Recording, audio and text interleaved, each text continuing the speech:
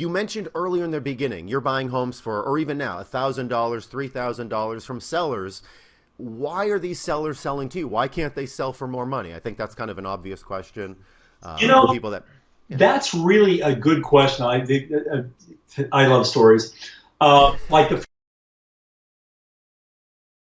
Thank you, everyone, for tuning in. I have Chuck here, active mobile home investor, real estate professional, skydiving champion. No, I'm uh, kidding. Not that last one. Okay. I'd Thanks. like to. Yeah. Windsurfer. Now, thank you so much for being here. This is really cool. We're going to talk about some.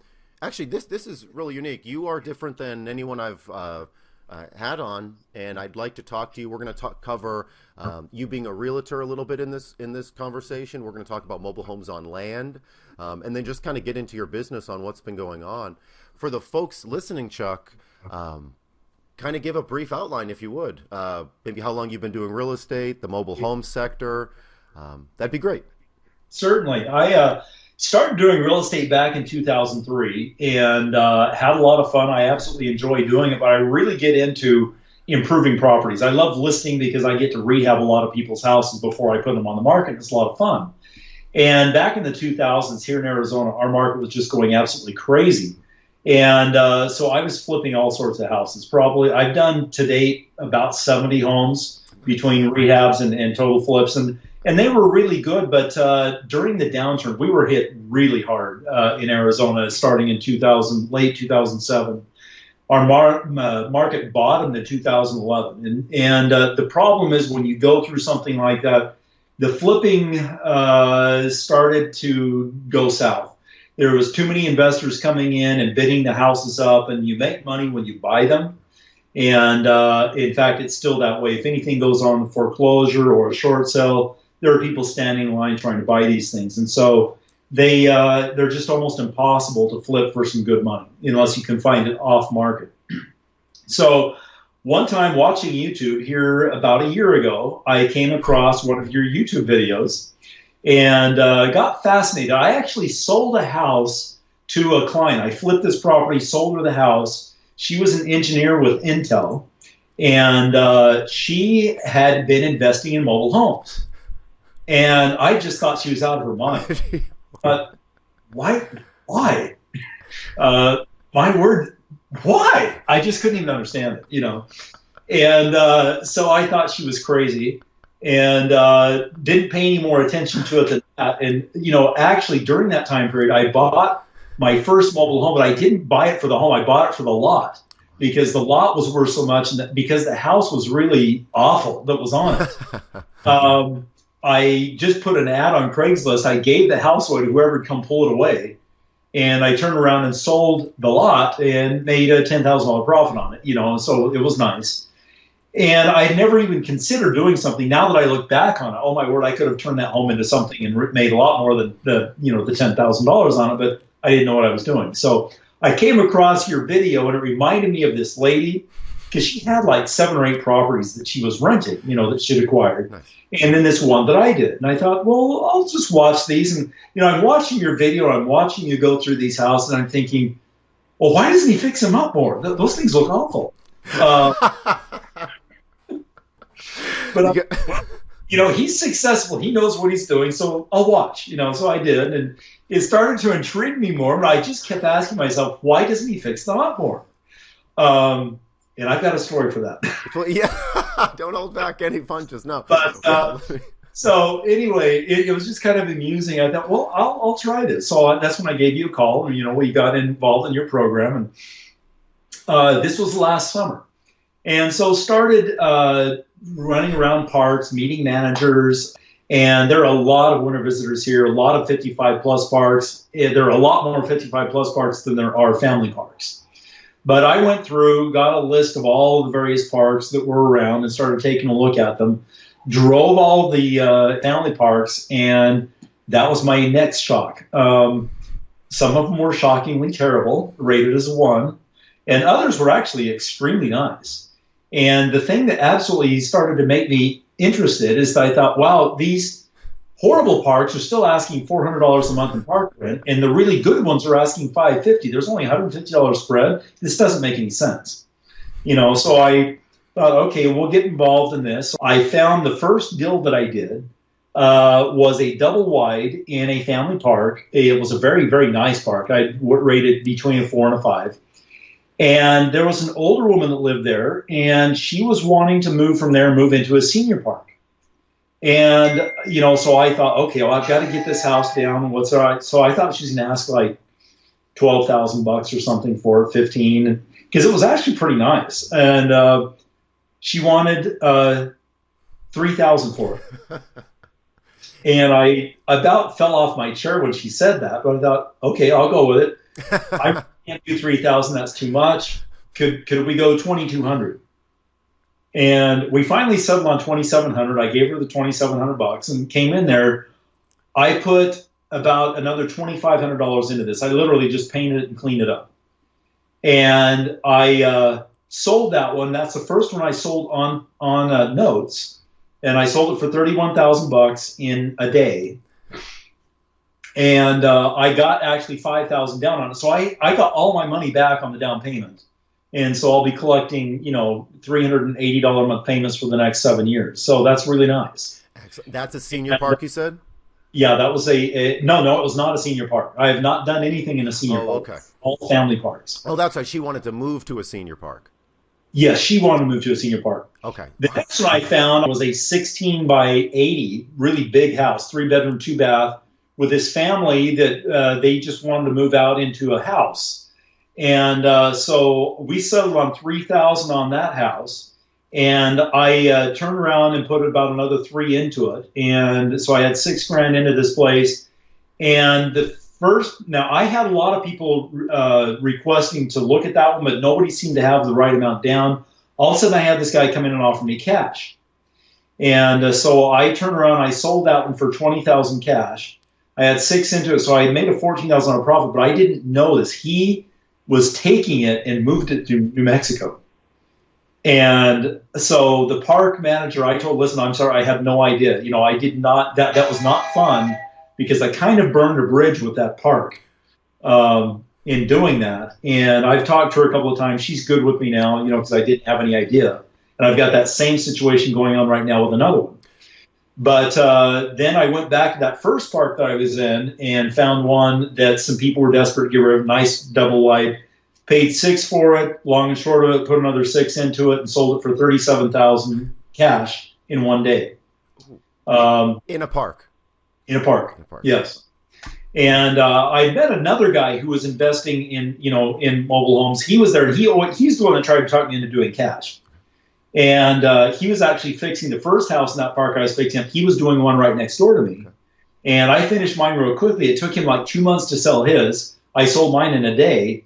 Well, he was fixing another one down the street from where I was doing it. It was a big 1,800 square footer, and I went into it when he said he was done. And I said I was done. Well, I went into it and thought, oh, my word, this is fixed up. Are you kidding me? It was not fixed up. Was he selling for cash or pay? Yes, selling for cash. And by the way, that was back in December. That one's still for sale. Mine down the street now, I sold it in a day, and I did it up really, really nicely. Yep. All right, so at this point in time, I'm figuring, well, John's program's really good, but I know better. I just fix them all up, and they just sell like that, because they're so great. So I got in with this park manager, and it's the park would rate about 3, okay? And I went over and all of a sudden started getting the things just thrown at me. I bought the first one, a 3-bedroom, 2-bath single wide for $1,000. And before I knew it, somebody found out I bought one, and so they came over and said, "You want to buy ours?" And I went into it and I looked at it, had holes in the floor, ceiling caved in one room. I mean, it was just nasty. And it was a 14 by 60, 2-bedroom, 1-bath. And I said, you know what, this has just got to have, there'd be way too much money to have to put into this. No, I don't want it. Well, how about if I give it to you? Oh, sure. Okay, fine. So I got the title to it, and long and short of it, another one I ended up buying in that park for $1,000, a real nice 14 by 70, 2-bedroom, 2-bath, and then another 16 by 66 that I paid $4,000 for. That was a newer one. So I've got 4 houses now over in this park. Well, the contractor that I've been flipping houses with for years talked me into doing a full drywall, sealing everything, and just turning that 14 by 73 too. The first one I bought from the park for $1,000 into like house condition. So I thought, okay, the one bedroom's got a caved in ceiling where the vat cooler used to be on it. And I went down to Lowe's and found a bunch of windows that somebody had brought back. So I got windows for the whole place for like $250, nice double pane Pellas, and put into it, and drywalled this thing. And then the outside, I started peeling back layers of the onion. The more I peeled back, the more crap there was that was wrong with this house. I ended up replumbing the house, rewiring the house. I ended up siding the entire house on the outside, all new windows, all new kitchen cabinets. The bottom line, I was buried in this thing for $29,000. Oh my goodness! Because I just kept going into it and going into it and going into it, and that was the dumbest thing I ever did. I put it up for sale. It took me 3 weeks to sell it. I got $6,000 down. I'm carrying the balance. I sold it for what I paid for it. So it's taken me 6 years now to get my money back on that house. I do have the note at 8% interest, but still, it was a real learning experience. Now, the rest of them I got over there, I've got another horror story for you. I had so many of these things. My one guy couldn't do everything, so I started getting on Craigslist looking for people to hire. I got a guy that came in, said he could do all this work, said he'd work for the parks. I kept asking for references, and he kept stalling, and giving me references. He said, I'd fix these up for other parks. He named a couple of parks, and stupid me, I didn't go in and check up on him. All right, so he came in, brought in like 12 guys, climbed all over this one, and had in there doing stuff. So he wanted, half down up front and then half when he was finished. So I wrote him out a check for $4,000. And then this other one that I had just purchased, he got over there, wanted a check down again. So the bottom line is I paid this guy $9,000 and I never saw him again. The same guy that did all the work, the same guy that did the drywall on the roof. No, that's my regular contractor I've used for 14 years. Okay. No, this is the guy I found off Craigslist to come in and pick up the slack. So I gave him 2 houses to do, and he took me for $9,000, and that was a real bad learning experience. So these 4 in this park over there have been kind of a real learning experience for me. I've got another one for sale that I did minimal fix up. Now, I still went in, and it was in okay condition. The lady that owned it actually died in the house, but they found her the next morning. She had been a cat lady. All the cats in the park went there to die. And so we went in this place. It smelled so badly that I almost vomited walking in the house, and so did the guy that went in with me. We had to run out. So we went in, hurried, opened all the windows and the doors, and just left for a day and came back. And that one, we did minimal fix up to it. I painted all the walls and the ceiling. It was actually in overall good condition. She had just put new awnings on to the tune of $7,000 the year before. It was a nice 2-bedroom, 2-bath. Now, on this one, I thought, okay, I'm going to follow John's formula a lot closer because I've been doing things badly. All right. On that one, it didn't work out. So I pulled all the cabinet. This is a 40-year-old house. It's 77. All right. So went in, sanded the cabinets down, and, since I flipped houses, I know how to do things on the cheap to get them to look really nice. I bought skins for around the back of the cabinet, still used the 40-year-old countertops, which worked out fine. I did redo the floors and refinished the showers with spray paint cans. I did put a new vanity in one bathroom, but so I'm into this house for a total. I had to put a new AC on it. Now in Arizona, you have to have AC. This one did not have, so I put an AC on it. But I'm into that one for about $12,000, and I'm asking $22,000 for it, and that one I'll be able to get the $22,000 out. Now I'm saying I still fix it up too much. All right, but out of the rest of these in this park, these 4, with what I've done on it, I will end up selling them for a total of probably around $100,000, and I will have 70 into them. But I'm still on that first. I'm going to be waiting to get my capital back for quite a few years. But anything in a park from this point forward, I will only be doing looking at making sure the roof is tight, the floor doesn't have any holes in it, and the electrical system works and the plumbing system works, and I'll sell them as fixer-uppers. Because I've started to realize in these parks that I can still sell that for $12,000 on paper, and I can pick it up for 1,000. And for me, that's my next experiment, is to try that with the parks. Just do the absolute minimum and going in there. Now, that said, I was really intrigued with the ones on land. All right, because you'd also, you had some videos, and the second part of your course was ones on land. So I've been working all of this. I work in my real estate business with my son, and unfortunately, all of the pressure for the real estate has gone onto him while I've been doing these mobiles. And, we've been still getting it going. Fortunately, we've been keeping the real estate going, and it's really busy right now. And I've been busy. I'm working probably 70 hours a week between these mobiles and real estate, trying to keep this all moving. But it's fun. I really enjoy it. But so on the ones for land, I got in and started looking for, all right, how do I find these things? I know where all the neighborhoods are, but how can I tell who's renting them, who's not, who owns it, blah, blah. And I started sending out letters, and I have a mailbox down at a UPS store. Oh, sure. And I was getting like half the letters back, and the postage is expensive, and it takes time to put them together. I was sending out 100 a week. And I thought, this is, I feel like it's not efficient. I'm wasting my time. I've got to find a better way.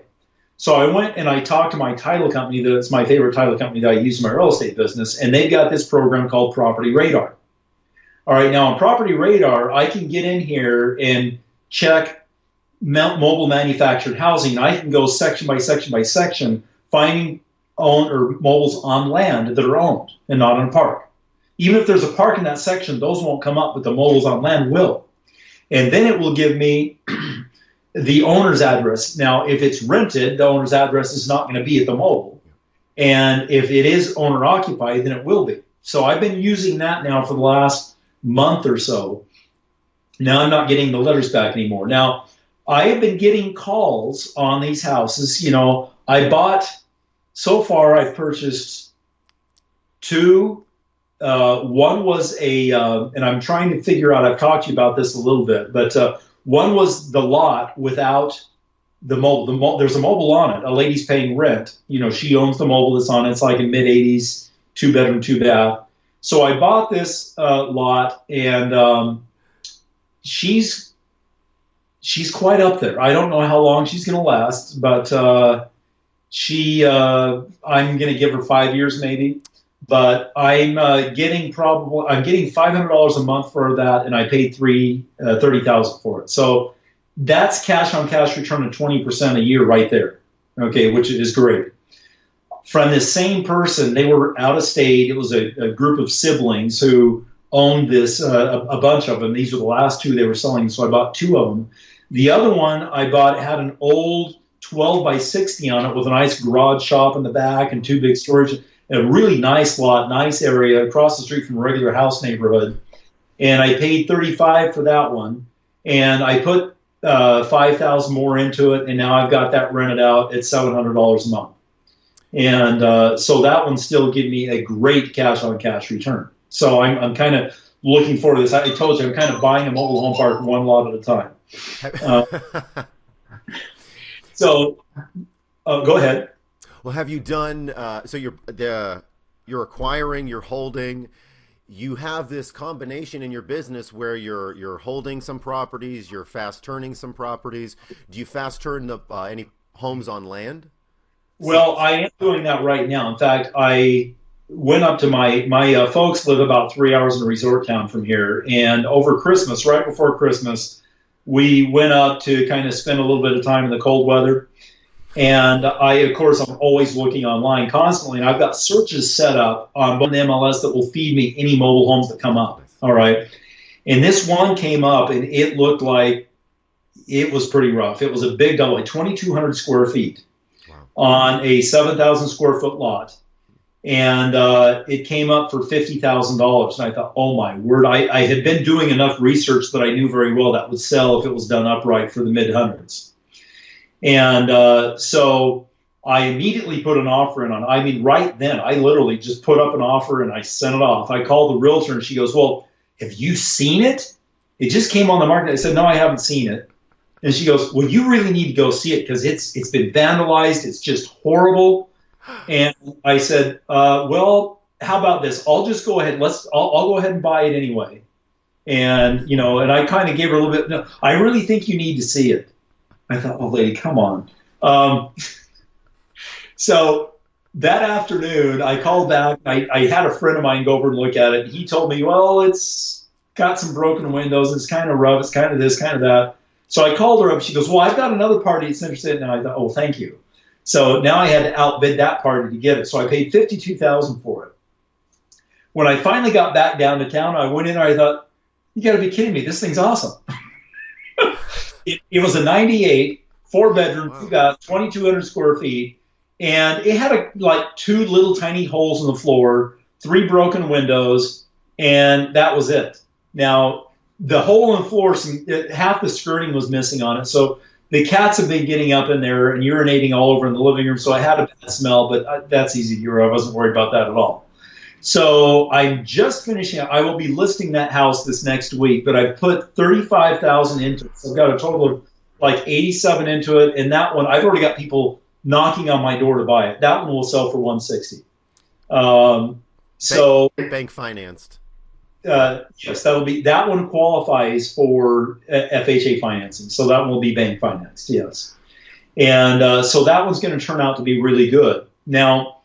Another one that I did, off my letters, okay, I got this lady that called up, and her mother lived in this home and passed away. They rented it for 4 or 5 years, and they wanted to get rid of it. It was on a beautiful, one of the nicest mobile home neighborhoods I've seen, a family area, not 55 plus.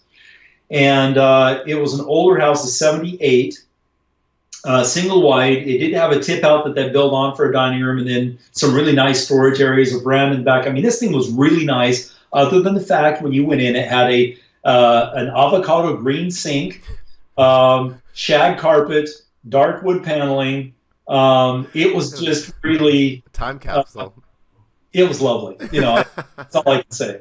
And it smelled as old as it was. I was going to ask that. Yeah. So in that one, I kind of went over there. I said, listen, I couldn't afford to give you more than $35,000 for this house. And she goes, well, we can't sell it for that. I said, well, I'll give you an alternative. You're not going to sell it for much more given the condition that it's in. I said, however, this is what I do. I'd be happy to come in and fix this up for you, and then would be able to sell it for around $125. Would you be interested in that? She goes, well, how much to fix it up, and what's your fee? So I said, okay, I've got the people. It'll cost about $15,000 to fix this place up. And I will sell it for you for a $10,000 fee for fixing it up and putting it on the MLS, on the market. So she said, great. So I had my guy that I've worked with forever go over. We did this one too, drywall the whole place. This one is house. In fact, I think I've sent you pictures of this one. We ripped the kitchen completely out, put a beautiful kitchen in, nice dark laminate, new carpet, drywalled the entire interior, redid the bathrooms. The shower and the tub were still okay, so I left those. But I stayed on budget, pretty close to $15,000.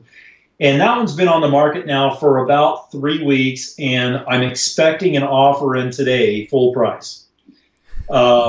So that one is going well. Now, I did discover something that's rather interesting. Because it was an older single wide, FHA will not touch it unless it's brand new. FHA will not do any single wides unless they're new. Double wides they will. However, we told the people that are buying it, do you have financing? Well, we gave them all the information, and their lender has a conventional program that they are willing to go on. Now, the other big nightmare I've experienced with ones on land, I had another lady call me up, and she had 2 next door to each other that she'd owned for quite some time, and she wanted to sell them. I went and looked at them. They were both old 12 by 60, 2-bedroom, 1 baths. Same house. They were, I don't know, they must have been late 60s, I don't even know, but they were the same house. And this one, the first one I bought, had this big old huge roof structure over it, with, the poles going down both sides for cars and carports. But the little trailer sat right underneath the middle of this thing. And so I went in, and a friend of mine who's an attorney, he wanted to get involved in this stuff. So I said, well, here, you can buy this one, and we should be able to get you at least a 20% on cash return for it. Well, he came in, we bought it for $28,000, And I got in there looking at this house, and I thought, oh my word, the walls were like an inch thick. It was just horrendous. It was horrible. In the meantime, I found another realtor here in town who was buying lots, buying brand new single whites, putting them on, putting awnings on one side, graveling the whole lot, putting a fence around it, and selling them. He's done 8 of them so far over the last year. And the lowest he sold one for is 118 and the highest was 130. Okay. So I thought, okay, well, here, let's take a look at this. So I go to my attorney friend. I said, I think we really ought to just tear that old one down and do this, try this. He says, well, I haven't got enough money to do that. I said, okay, well, I've got another investor, so somebody that I sold an investment house to. So I went and talked to her. She goes, sure, I'll put the money up. And she gets her profits first, then the attorney, then me if anything's left over, and nothing's going to be left over. I can tell you that right now. Okay, the problem with this, we went down. I got a great deal on the house. We got a 16 by 60, 3-bedroom, 2-bath, brand new. It's a Cavco. And the house came and the lot wasn't ready. I didn't realize what a nightmare permits are. I'm still waiting on the permit. I'm supposed to have finally the county permit today. The state's already given their permit. The house is sitting on this lot. It's been there for a month, just sitting there, not being able to do anything with it. That lot, again, we bought it for $28,000. It cost $2,000 to tear the old one down. The new house cost $42,000 total, and I'm betting it's going to run me another $15,000 between setup and permits and everything else. So that one will sell for, I'm going to say, $120,000 to $125,000. But we're going to have 100 into it by the time we're done. So would all that could have been found out with proper due diligence if you would have asked the right questions prior, or no? Okay, that's the thing. I didn't know what questions to ask. Yeah. When I was talking to the lady that was doing the mobile homes, sold me the mobile home. Well, my word, they're selling these things on land all the time. And so she kind of gave me, well, here's what you need to do. Boom, boom, boom, boom, boom. So I went through, called contractors, kind of lined everything up. I called a lady that she uses to get permits. And, oh, yeah, no problem. And so, okay, let's do it. Let's go. Well, what I didn't know, they probably thought I did know. So they didn't know to tell me because they probably thought, well, he already knows. I didn't know because I didn't know what questions to ask. And I got to say, you are, we just pretty much email, talk on the phone occasionally, but mostly just email. And you are, a self-starter. You answer your own questions. You think outside the box. You've done homes on land and parks and moved homes and not afraid to try new things. But I mean, that's not necessarily a good thing. Well, it's something, and you take action. But I apologize too for just either dropping the ball or not talking as much to say, let's make sure that we have all these ducks in a row. What were the holdup with the permits, particularly? Well, this is the holdup with the permits. Really, everything would have gone smoothly when we first applied for the permits. I didn't realize that, the old house had cement slabs on both sides and it was 12 feet wide. So my original intention was to set it about half ground set, fill in the pit about halfway and then have it just hang over one side. Well, I didn't realize you couldn't do that. All right. So when we put the plan together and sent it into the county, they said, no, you can't do that. So we had to redo the plan and send it back in. Well, when we sent it back in, then they said, well, you know what? We can't find any records of the septic tank that's on the property. So you're going to have to put in a whole new one. So, okay, fine. So we went, and we would have anyway because the old one was too small. It wasn't large enough. It was 750 gallon. So I got the septic people, came in. We put it in a brand new septic. All right. And then the county came back and said, oh, well, we found the old records.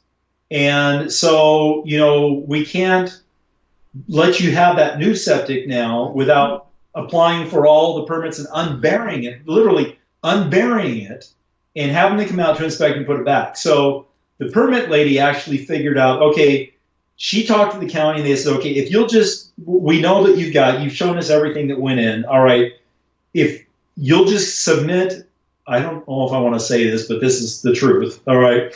If you'll submit a 2-bedroom, 1-bath floor plan, we'll approve it. So That's what she did. So we had to wait for that to go through. So it's a septic tank that's held up all the problem. And so the last person to sign off on it was out of the office till today. He's supposed to sign off, and then we're good to go. But, it's been a learning experience. That's the most positive thing that I can say. The investors will both make money, which is all that I care about. And I've gained a massive amount of knowledge. So the lady's going to sell me the house next door too as well for $30,000, and now I know what I'm doing. So that one will not be nearly the nightmare that this one has been. But one of the things I was going to tell you, John, I'll have quite a few responses from these letters. And like that one, what I'm saying, when I'm going out and looking, I am looking for any way that I can make money off of a property. All right. And I have gone out now. I haven't been able to do something with every one of them, but like the lady I offered to fix the house up for a good fee, 10,000 cash is a good commission, and it wasn't really hardly any different than any of my normal listings that I go through to work for a $10,000 fee. So that worked out pretty well. And believe it or not, their son who was moving in town, we already sold him a house and got a commission off that. And then I've met a couple of other people who want to sell their properties, who want to buy houses. So we've been able to kind of get new clients to sell houses to, while I'm working on doing their mobiles on land, for sale. And so I am noticing, like off the MLS, now I did find that big double wide, which was excellent. And I'm going to make a really good profit on that, which is exciting. But it's really competitive, and the only reason I got down is because I happened to find it the second it came out. All right. I'm finding the letters are far better because a lot of people from out of state own these things. They've been rentals for years. They want out of them. They want to get rid of them.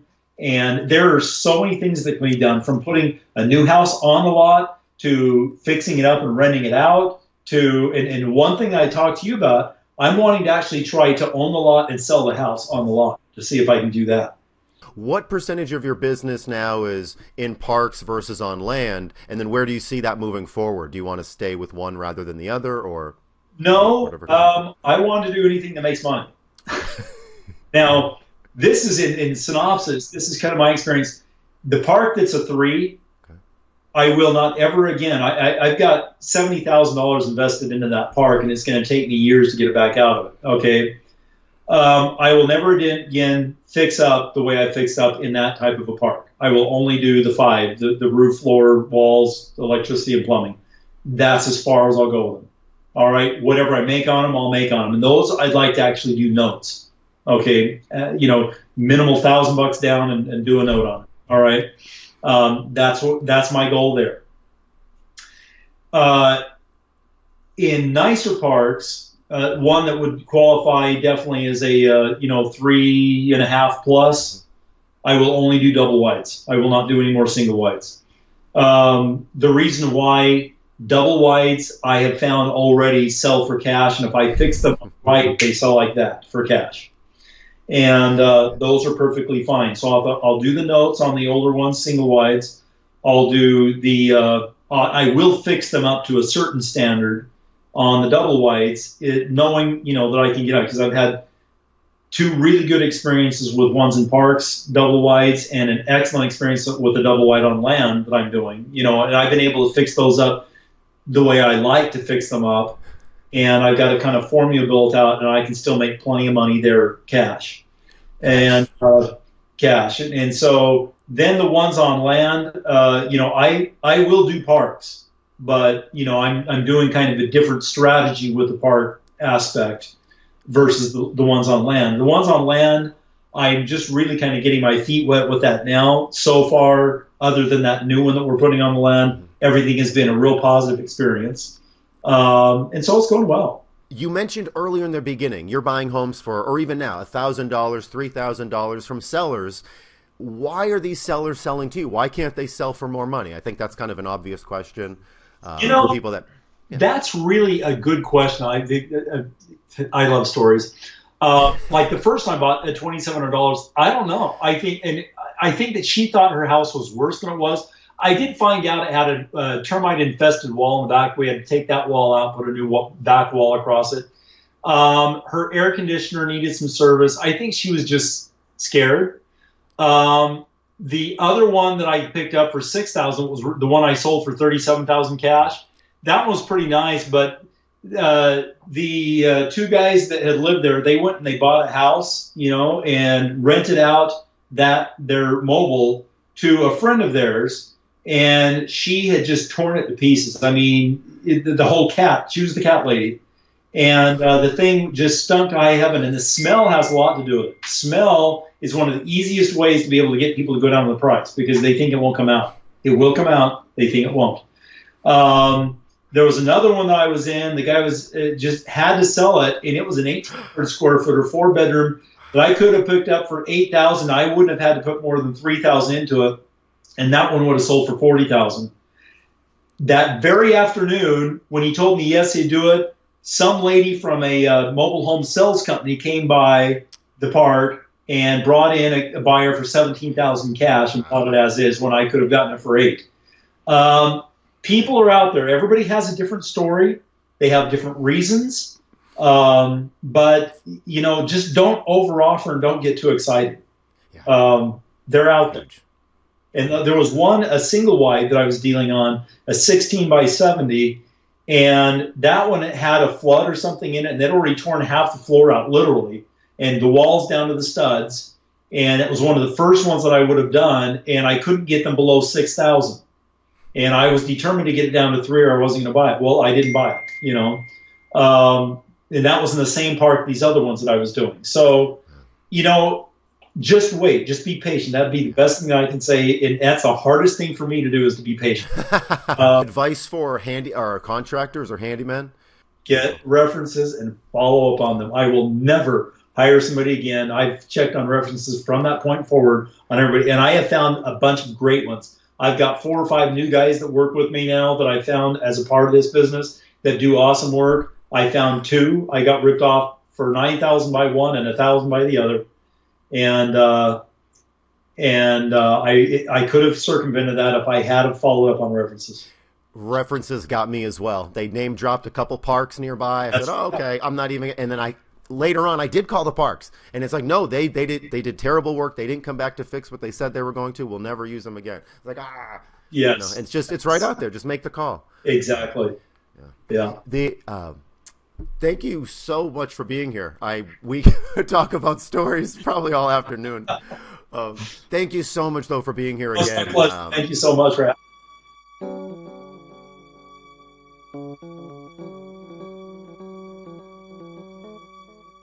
I will say, every person, whether you're brand new or not, I was too eager, and I'm always this way. I just, in my real estate career, there's been few things I've ever done that have lost money. So I'll just go and I'll try this and I'll try that. It may not make much, and it may not have been a lot of stress. So no, I won't do that again. Okay. But with the mobile homes, I thought, okay, I'll just hear all these things that are just being thrown at me. I'll buy them all. And because I had such great experience with the double wides, I just started throwing money at these things. And that was just the totally wrong thing to do. I mean, yes, I've learned an experience off of it. But now, at first I thought, well, these deals won't come along. No, they come along. And so now okay, for instance, if I was starting right now and I didn't have my real estate business, all right, I easily know that I could go into these mobiles and make well over 6 digits the first year, easily. But I have to be picky at what I'm taking if I work the program. But, at first it was really hard because I really didn't know what to pay. Now I know what to pay. But there is, I'm thinking anybody literally could come in and do, I'm sorry, let me turn this off. Okay. I'm sorry, let me silence that. Actually, that's one of my contractors right now.